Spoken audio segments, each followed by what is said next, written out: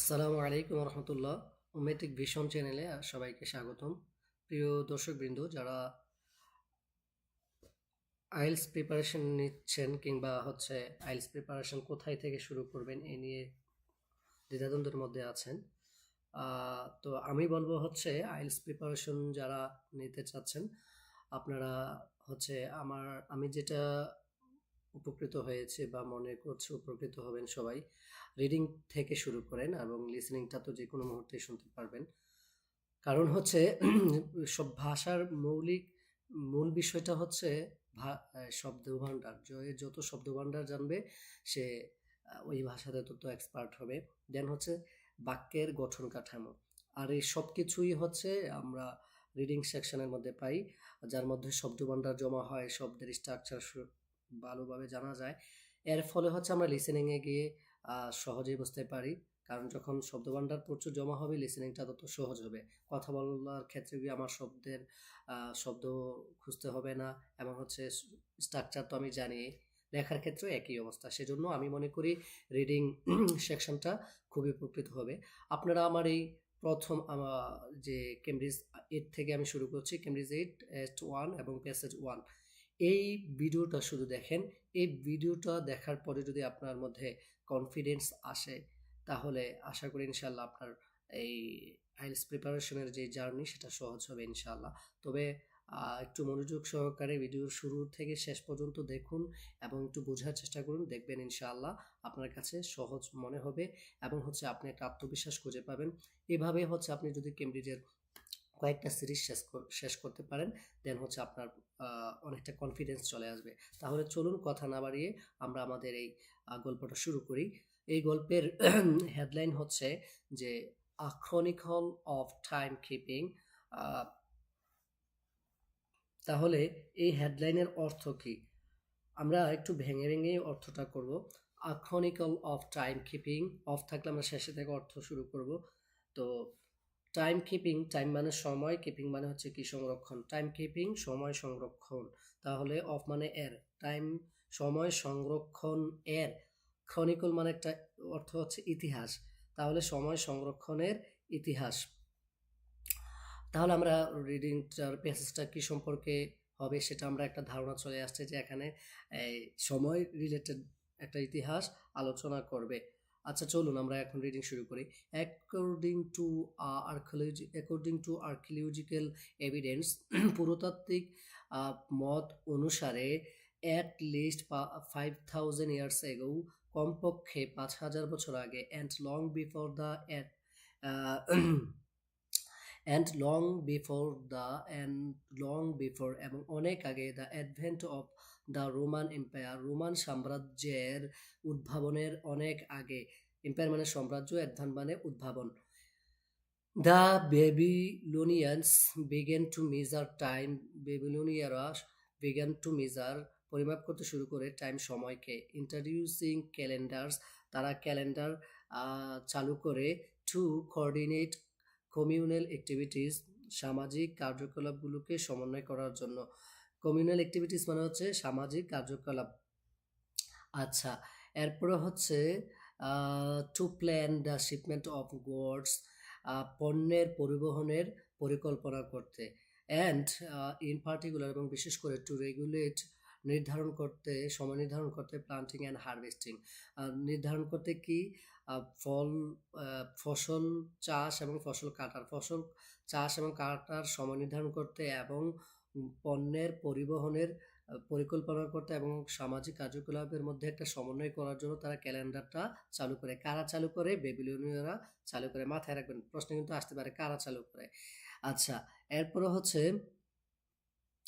they based their calendars on three natural cycles, তারা তাদের ক্যালেন্ডারকে 3টি চক্রের উপরে কি করে মানে নির্ভর করে চালু করে আর কি।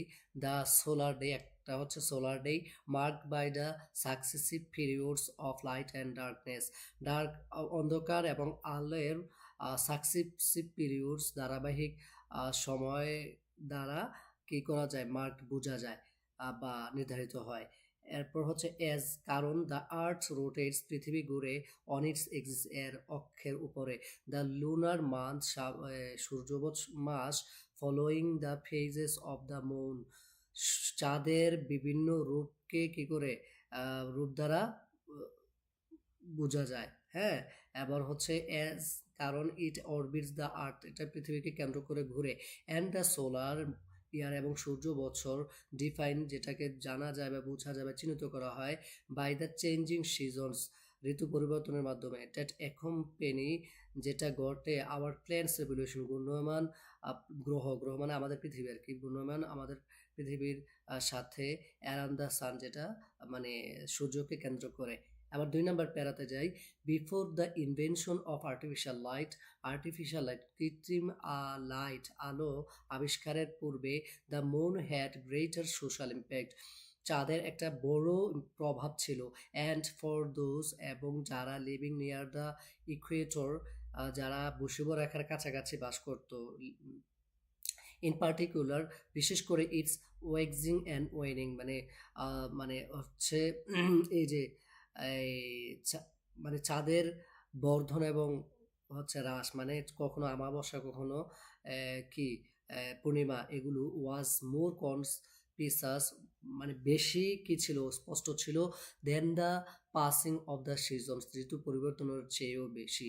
হ্যান্স, ফলশ্রুতিতে দ্য ক্যালেন্ডারগুলো ডেট ওয়ার ডেভেলপড, যেগুলো মানে গঠন করা হয়েছিল অ্যাট দ্য লোয়ার লেটিটিউডস, নিম্ন মানে অক্ষাংশে, ওয়ার ইনফ্লুয়েন্স, এই অক্ষাংশগুলো প্রভাবিত হয়েছিল মোর বাই দ্য লুনার সাইকেল, চন্দ্রচক্রের দ্বারা বেশি প্রভাবিত হয়েছিল, দেন বাই দ্য সোলার ইয়ার, সূর্য বছরের চেয়ে, ইন মোর নর্দার্ন ক্লাইমস, আর এটা আরো বেশি উত্তরাঞ্চলের জলবায়ু অঞ্চলে কি হয়, প্রভাবিত হয়। হাউএভার, যাই হোক, ওয়ার সিজনাল এগ্রিকালচার ওয়াজ প্র্যাকটিসড, তারপরেও যেখানে সিজনাল কি এগ্রিকালচার মানে কি সিজনাল মৌসুমি যে ফসলাদি এগুলা মানে চলমান ছিল আর কি, দ্য সোলার ইয়ার বিকেম, আর সোলার ইয়ারটা মানে সূর্য বছরটা হয়ে ওঠে মোর ক্রুশাল, অনেক গুরুত্বপূর্ণ, as the Roman empire expanded, যে নর্থওয়ার্ড, যেহেতু উত্তরাঞ্চলে রোমান সাম্রাজ্যটা বৃদ্ধি পেয়েছিল, মানে সম্প্রসারিত হয়েছিল, ইট অর্গানাইজড, আর এটা আয়োজন করে অথবা গঠন করে, ইটস অ্যাক্টিভিটি চার্ট, তার কার্যকলাপের একটা সূচি, for the most part around the solar year, মানে সূর্যকে বছরকে কেন্দ্র করে তার অধিকাংশ কাজের একটা সূচি তারা নির্ধারণ করে, অর্গানাইজ করে আর কি। Centuries before the Roman empire, centuries মানে শত শত বছর, বিফোর আগে, রোমান সাম্রাজ্যের শত শত বছর আগে, দ্য ইজিপ্টিয়ানস হ্যাড ফর্মুলেটেড, মানে ইজিপ্টিয়ারা, মিশরীয়রা গঠন করে, দেখেন ফর্মুলেটেড আছে, অনেকগুলো শব্দ কিন্তু গঠনের দিকে আসছে। মিউনিসিপাল ক্যালেন্ডার, তারা কি করে একটা নাগরিক ক্যালেন্ডার আবিষ্কার করে, হ্যাভিং 12 মান্থস, যার মধ্যে কি ছিল 12 মাস ছিল, অফ 30 days 30 দিনের, উইথ 5 days অ্যাডেড টু, এবং 5 days অ্যাডেড 5 দিন যোগ করার মাধ্যমে, মানে 12 মাস ছিল 30 দিনের, এর মধ্যে 5 দিন অতিরিক্ত যোগ করে, কেন যোগ করে, টু অ্যাপ্রক্সিমেট, কাছাকাছি করার জন্য, দ্য সোলার ইয়ার, সূর্য বছরের, ইচ পিরিয়ড অফ 10 days, প্রত্যেকটা দশকের মধ্যে মানে সময়ের মধ্যে 10 দিন ছিল, ওয়াজ মার্ক বাই দ্য, যে মানে প্রত্যেক 10 দশককে শনাক্ত করা হয়, by the appearance of special groups of stars, মানে তারকাদের একটা বিশেষ এই কিসের মাধ্যমে, আবির্ভূতের মাধ্যমে, যখন প্রকাশের মাধ্যমে, এবং এই তারাগুলোকে কল ডিকেন্স বলা হয়। At the rise of the star serious,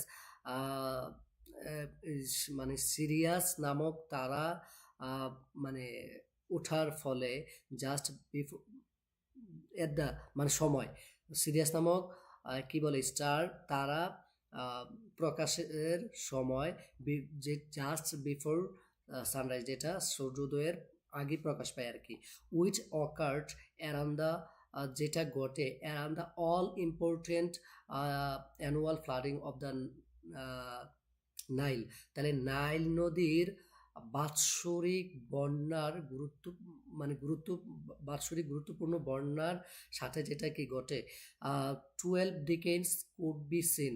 আর 12 মাস ডিকেন্সটা 12টা ডিকেন্স দেখা যায় স্পেনিং, যেগুলো মানে ছড়িয়ে আছে আর কি, যে ডিকেন্সগুলো দ্য হিভেন্স মানে যেটা পৃথিবীতে ছড়িয়ে আছে আর কি, দ্য হিভেন্স দ্বারা মানে সরি আকাশমণ্ডল বোঝার উদ্দেশ্য এখানে, আকাশমণ্ডলে যেগুলো ছড়িয়ে আছে। The cosmic significance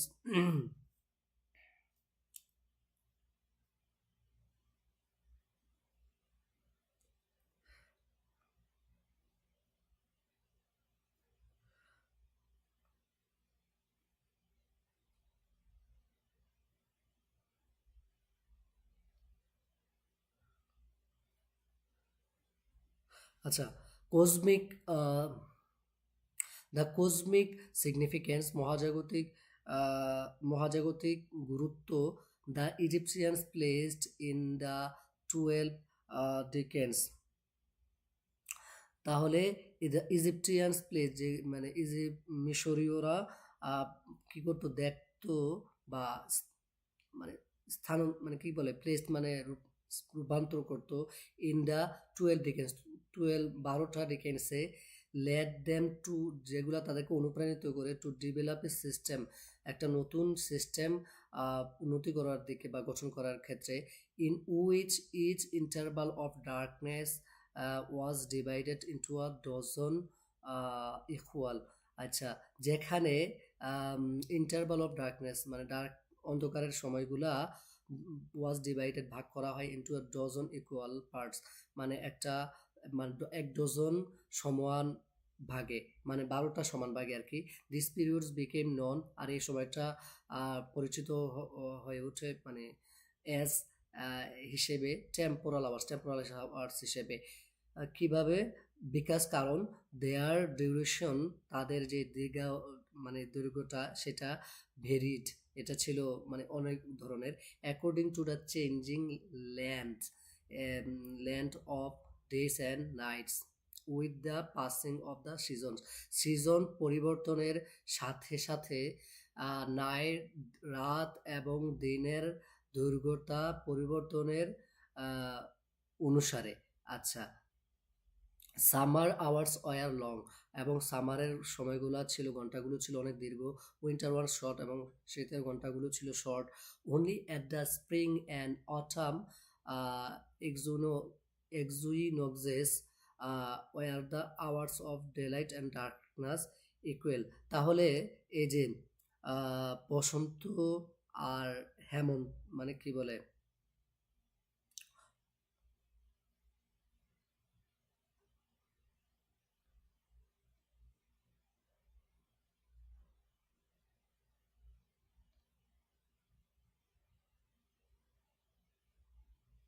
Sarat, sorry, বসন্ত এবং শরৎ, স্প্রিং, বসন্ত এবং শরতের বিষুব মানে দিনগুলোতে were the hours of daylight and darkness, অন্ধকার এবং আলোর দিনগুলো ছিল সমান, ইকুয়াল সমান। Temporal hour which were first adapted by the Greeks. টেম্পোরাল আওয়ারগুলো সর্বপ্রথম গ্রিকদের সাথে কি ছিল, সামঞ্জস্য ছিল, অ্যান্ড দেন দ্য রোমানস, এরপর রোমানদের সাথে, who disseminated them through Europe. Europe remained in use for more than 2500 years। মানে রোমানদের মানে যেগুলা মানে রোমানদের মাধ্যমে তাদেরকে কি করা হয়, প্রচারিত করা হয়। ডিজিমিনেটেড মানে প্রচারিত করা, মানে যেগুলাকে মানে প্রচারিত করা হয় মানে ইউরোপদের মাধ্যমে, হ্যাঁ। Remained in use for more than 2500 years, কারণ মানে 2500 বছরেরও বেশি সময় ধরে ব্যবহার এর মাধ্যমে। In order to track temporal hours, and in order to track temporal hours during the day, তাহলে কি, ইন অর্ডার টু ট্র্যাক পরিমাপ করার জন্য টেম্পোরাল আওয়ার্সকে ডিউরিং দ্য ডে দিনের বেলায়, ইনভেন্টরস ক্রিয়েটেড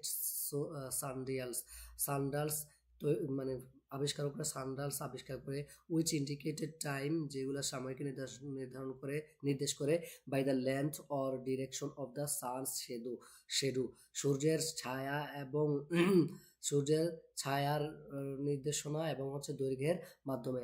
দ্য সানডালস কাউন্টার পার্ট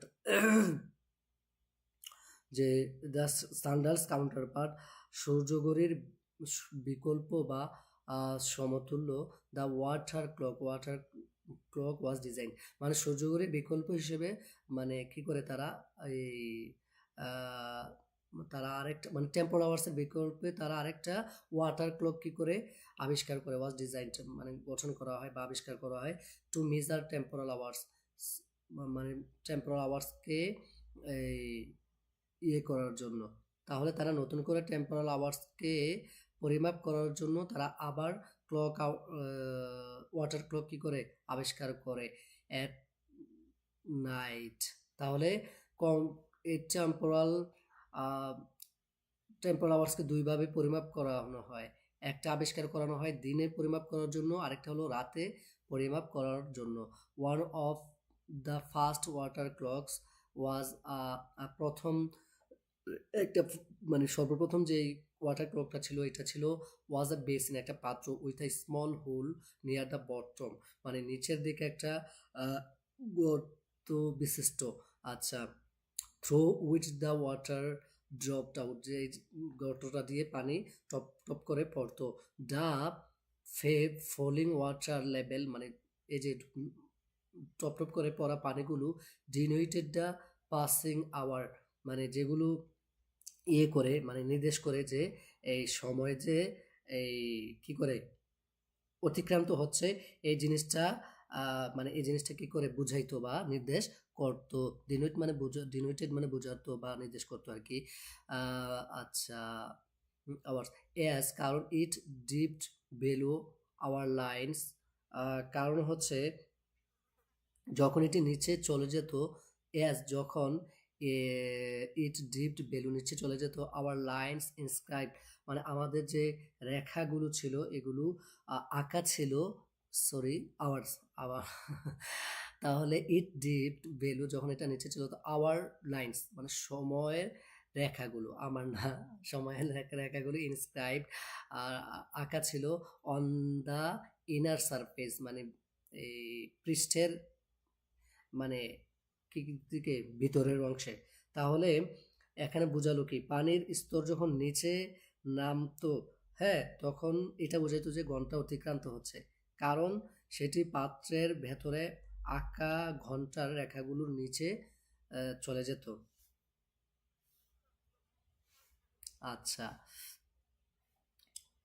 এবার হচ্ছে অলদো, যদিও দিস ডিভাইসেস পারফর্মড স্যাটিসফ্যাক্টরিলি, যদিও এই যন্ত্রগুলো বা ডিভাইসগুলো কাজ করে স্যাটিসফ্যাক্টরিলি মানে সন্তোষজনকভাবে অ্যারাউন্ড দ্য মেডিটেরেনিয়ান ভূমধ্যসাগরীয় অঞ্চলে, they could not always be depend on, আর এগুলো সবসময় নির্ভর করতে পারতো না in the cloudy and often freezing weather of northern Europe, মানে উত্তর ইউরোপের শুধুমাত্র এই কি বলে মানে ঠান্ডা যে মৌসুম আছে, ওই ঠান্ডা মৌসুম বা হচ্ছে ক্লাউডি মানে মেঘলা, ফ্রিজিং মানে হচ্ছে ঠান্ডা, বুঝতেই পারছেন, শুধুমাত্র ঠান্ডা এবং এই কি বলে মেঘলা আবহাওয়ার উপরে নির্ভর করতে পারতো না। আচ্ছা, চলুন এবার আমরা দিয়ে শুরু করি।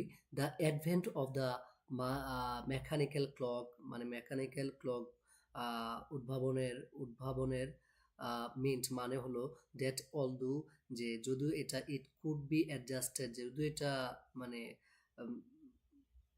মানে সামঞ্জস্য হয় টু মেনটেন টেম্পোরাল আওয়ার্স, মানে টেম্পোরাল আওয়ার্সকে নিয়ন্ত্রণ করতে, ইট ওয়াজ ন্যাচারালি সুইটেড, আর এটা ছিল স্বাভাবিকভাবে ন্যাচারালি না স্বাভাবিক ধরলে অর্থ সুন্দর হয়, সুইটেড উপযুক্ত টু কিপিং ইকুয়াল ওয়ান্স, মানে সমান্তরালটাকে রক্ষার ক্ষেত্রে এটা ছিল উপযুক্ত উইথ দিস, এগুলার সাথে। হাউএভার,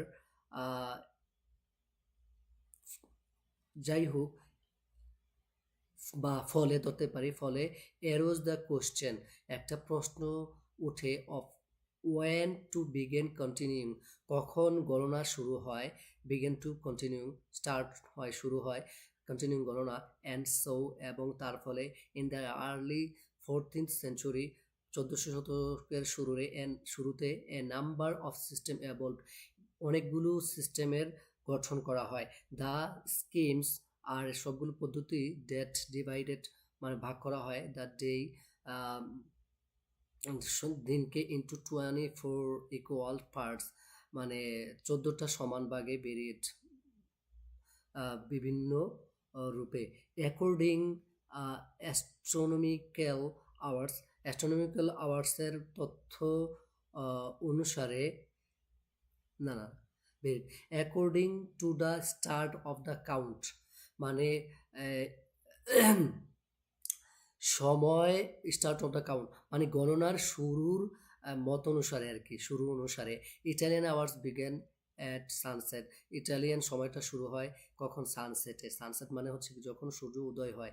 আচ্ছা, বেবুলিয়ান আওয়ার্স অ্যাট সানরাইজ, বেবুলিয়ানরা কখন হয়? সূর্য এই উদয়ের সময়। আর ইটালিয়ানরা হচ্ছে সূর্য অস্তের সময়। Astronomical hours at mid day, astronomical হচ্ছে মধ্যাহ্নের সময়। অ্যান্ড গ্রেট ক্লক, গ্রেট ক্লকটা শুরু হয়, গ্রেট ক্লক আওয়ার্সটা শুরু হয় used for same large public clock in Germany, যেগুলো জার্মানের মানে বিভিন্ন পাবলিক ক্লক হিসেবে ব্যবহার হয় আর কি। আর এটা শুরু হয় কখন? অ্যাট মিডনাইট, মধ্যরাতে। ইভেনচুয়ালি, আর পরিষ্কারভাবে this were superseded by small clock, মানে এগুলা হচ্ছে কি পরিচালনা হতো, ঠিক আছে।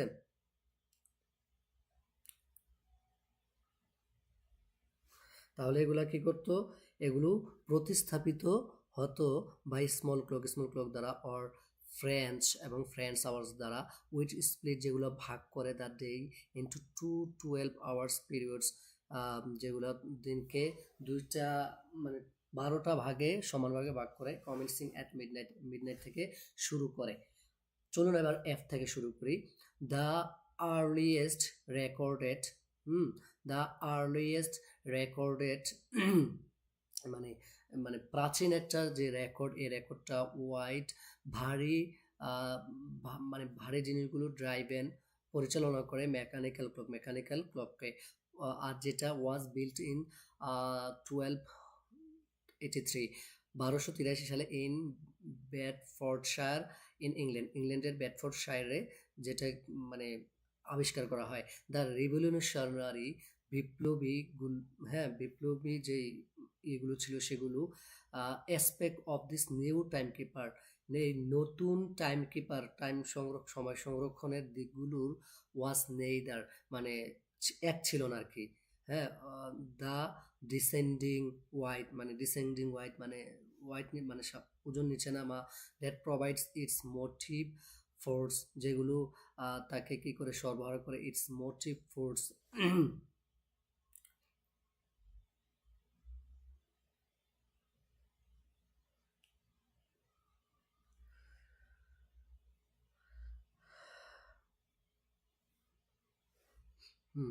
তাহলে যেগুলো তার কি করে এই মোটিভ ফোর্সকে সরবরাহ করে, করে না।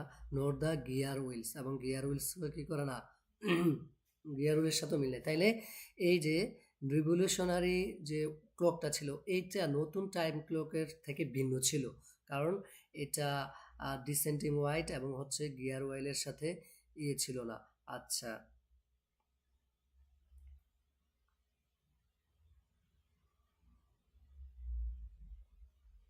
আচ্ছা, তাহলে নতুন গরুটার মধ্যে কি ছিল? ডিসেন্ডিং, এক ছিল না, দ্য ডিসেন্ডিং হোয়াইট এবং হচ্ছে ও গিয়ার ওয়েলস, এগুলো একসাথে এক ছিল না।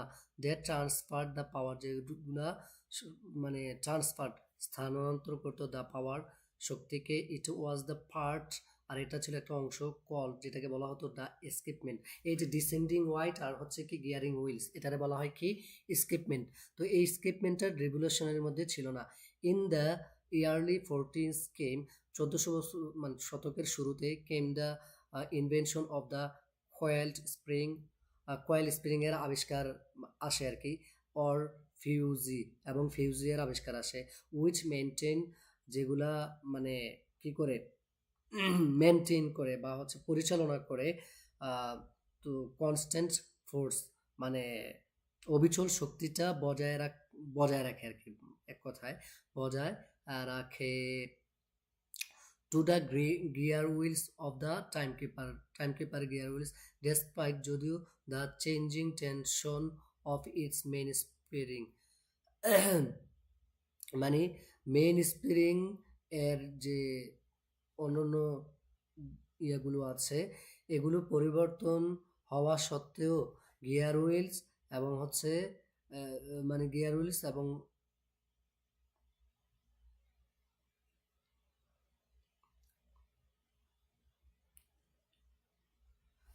আচ্ছা, তাহলে গিয়ার হুইলসের এই কি বলে মেইন স্প্রিং এর টেনশনগুলো পরিবর্তন হওয়া সত্ত্বেও টাইম কিপার গিয়ার হুইলসের আহ, উপর কি করতো, ফোর্স টু গিয়ার গিয়ার হুইলের উপর কি করতো, শক্তি প্রদান করতো, ঠিক আছে, অবিচল শক্তি প্রদান করতো।